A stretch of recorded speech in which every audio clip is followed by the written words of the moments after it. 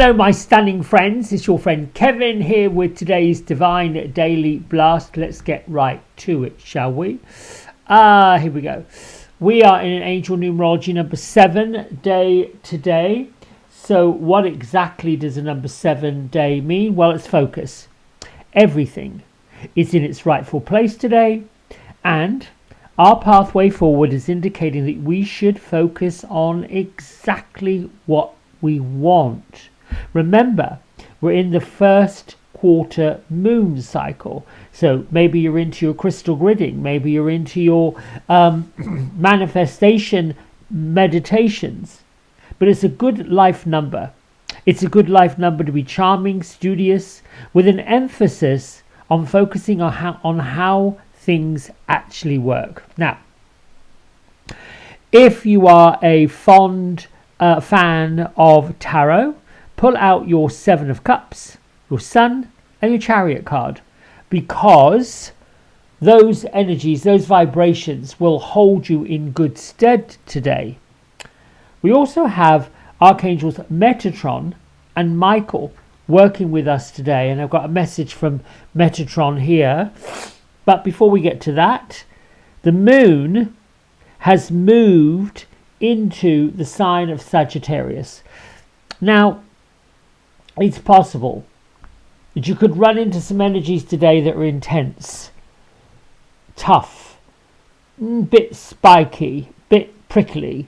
So if you find yourself pushed in a battle of wits with someone else, and it could be as simple as finding a parking space or getting stuck in traffic and somebody's flipping you off or whatever they're doing, drop your ego and take a step back. Look at the bigger picture. You might be able to break the tension with a smile. Now, I've shared with you, or a joke, I've shared with you many times that sometimes, I meet the anger of other motorists with just a big ass smile. They're the ones that have the issue, not me. Blow them a kiss.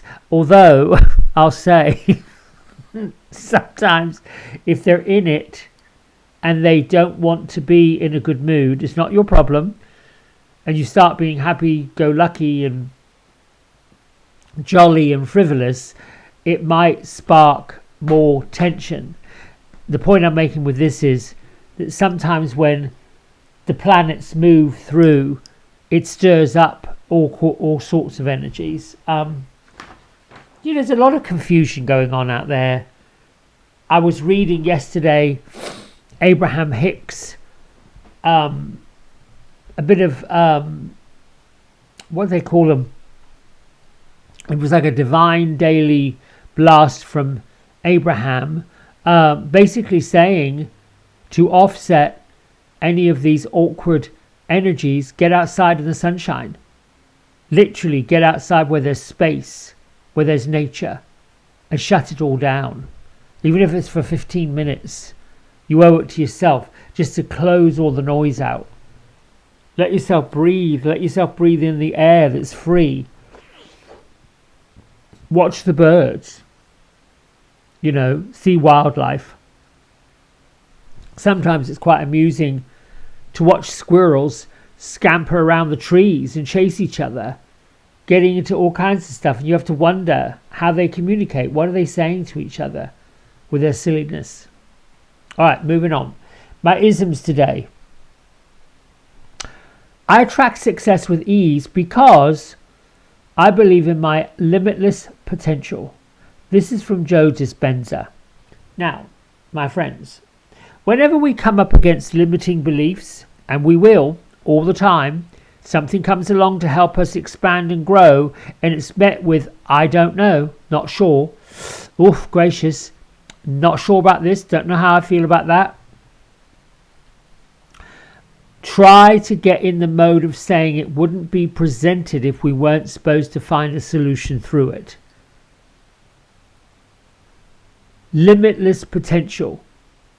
The universe gives us these little tests all the time to remind us that we are limitless and remind us that they're there, and if we want help we just have to ask for it. This comes from our friend Joanna Pantases. I am nurtured, supported and loved by the universe. Easy, simple. Even in growth and expansion, the universe comes through and nurtures us, loves us, brings us that little spark of joy. It's oftentimes other people that kind of wreck it, want to rock it up, want to, do things that upset things. Staying neutral. Staying in that space of not being reactive. You could be responsive. Just watch your reactions. I am of purpose. I am decisive. I am loving. I am appreciated. And I am determined. Lovely affirmations. I am statements. I am statements from the universe that get you where you need to be. Message from Metatron. Call upon me for grounding and assistance in manifesting your personal goals with confidence. I am present and focused. My powers of manifestation are unlimited. Now, I pulled this card before I did any of this. And I don't have any rhyme or reason when I'm looking at my deck of isms. What usually will happen with me is if I pull 3 isms and one clearly doesn't fit, it just isn't working, I will discard it. But mostly they do. They work in. They weave in perfectly. Our Divine Master Rumi is with us this week, bringing us mystical knowledge, encouraging us to break down the boundaries, and that includes the boundaries of limitations. Develop a personal experience with God. You come up against some ego-driven energies, maybe it's other people, maybe it's you, whatever that is. Go outside. You can close your eyes down or you can lift your eyes up, doesn't matter. The energy known as God is with us 24/7, listening. However, the energy of God, the energy of the divine, the energy of the universe, the energy that creates everything, also speaks to us, speaks through us. And today it's probably focusing on, are you listening to it? Or what are you listening to?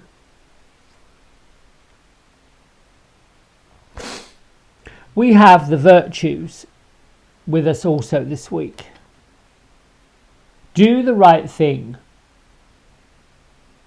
Your activation message is, I choose to bring peace to every conflict. This deck comes from Angelic Activations from Kyle Gray.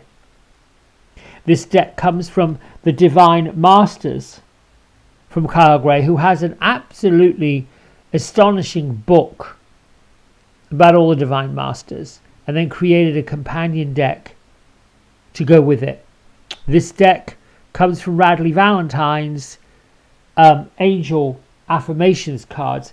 I like to bring all of this into my Divine Daily Blast because I think there are infinite number of ascended masters, ascended angels, the ascended love light of the universe that is with us 24/7, accessing whatever we want to access. And I think I landed on most of that. This deck, by the way, is Oracle of the Fairies by Karen Kay, an English woman, fabulous, wonderful, lovely storyteller. I landed on all of this through the experience of artificial intelligence, which I've said for many, many months, probably over a year now. Artificial intelligence works alongside divine intelligence. Divine intelligence is what creates it, giving people the information that they need to pass on to other people. And it's becoming part of our daily life. At first it starts off as like a little fashion thing. Everybody's on the bandwagon. There's new things to do. 20 years ago, the Western world got turned on to yoga. Everybody was filling yoga space. Hot yoga, Ashtanga, Bikram, Baptiste, of which I was trained in. Before that, going back to the 80s, we had aerobics. Remember the step classes? Everyone went to their local Scandinavia gym and were doing step classes. And then came spin classes. Between that, there was low impact and high impact aerobics. And then Jane Fonda, in her 50s, by the way, got into it. I guess the fairies threw a card out. Shut up and get on with it. Oh. Look in a book. All right, Miss Fairy. Whatever you question right now, you'll find the answer in a book. The words you find will bring the insight you seek. Oh, I love this. So that this card is somewhat magical. But it's basically saying it's up to us. It's up to us to do our research, up to us to do our references. It's up to us to sit quietly and ponder. I love all of this stuff. She's sitting she is sitting quietly on her toadstool. Or whatever this, I guess it would be a toadstool. Basically like a mushroom for the fairy world. Yeah, I've never seen those red mushrooms with the white spots on them. You see them in fairy tales a lot. And then over here in the corner, we have another fairy. And then over here in that corner, another fairy. This is how they appear. Anyway, look at a book. I'm going to reference to see if there's anything else I can bring to you that might help land this message even greater, even better. So it says here, whatever you question right now, you'll find the answer in a book. I think I already read that. And the fairy world are saying that the guidance we're looking for is within the books. Look around right now and pick up the first book you see. Hold the book against your heart and say, fairies, turn the pages in this book for me. And guide my fingers to the words I need to see.